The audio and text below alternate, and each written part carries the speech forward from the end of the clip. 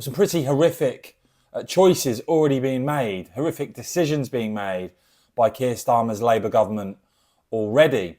And they're being exposed by Reform UK, who, whether people like it or not, are definitely set to become a very long-term fixture of British politics, given not just in terms of Westminster, but when you look ahead to the Scottish Parliament and Welsh Parliament elections with proportional representation elements of it. Reform's set to win a decent number of seats. What a shame we don't have an English Parliament with proportional representation as well. Of course, the battle is going to be between the Conservatives and whoever the new Conservative leader is, and Reform UK to provide the main opposition to what this Labour government is doing. And when you look across the board now at what Reform are saying, clearly providing that opposition. You've got Richard Tice pointing out that the establishment's obsession with net zero is killing our steel industry.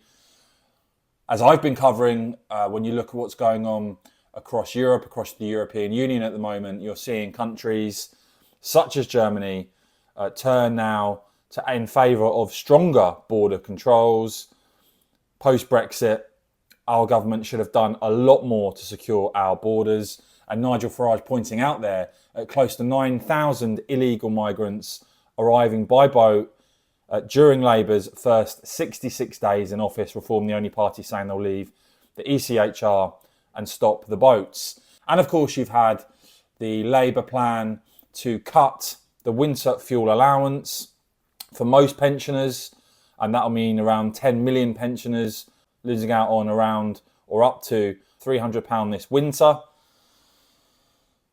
In a country where we've seen £15 million a day at times spent on migrant hotels, Nigel Farage again leading the opposition to this decision by Labour and pointing out that all 5 Reform MPs voted to save the winter fuel payment.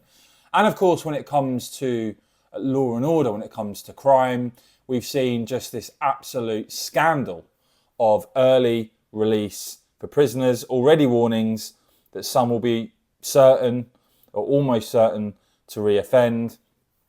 Reform MP James McMurdoch actually urging the government to instead deport the estimated 10,000 foreign criminals in our prisons rather than releasing others early. And you did have today, and this is the game changer, of course, is having Nigel Farage and Reform MPs, a group in Parliament. You did have today Nigel Farage directly confront the Prime Minister Keir Starmer on 2-tier policing. Watch this and let me know what you think of what Reform are saying on all of this. Yesterday we witnessed some extraordinary celebratory scenes outside Britain's prisons where in some cases serious career criminals were released.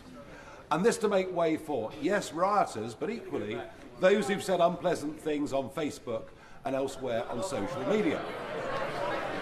Does the Prime Minister understand? There is a growing feeling of anger in this country that we are living through 2-tier policing and a 2-tier justice system.